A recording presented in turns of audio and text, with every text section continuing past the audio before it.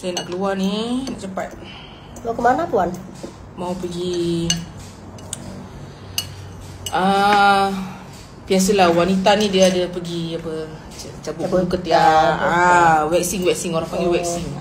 Bibi cabut boleh? Bibi cabut? Tak.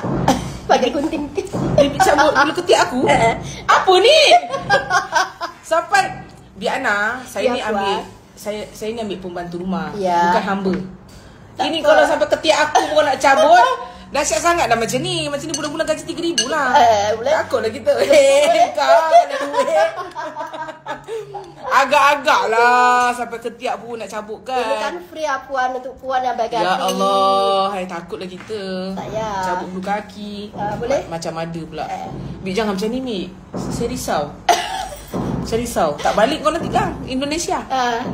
Desember.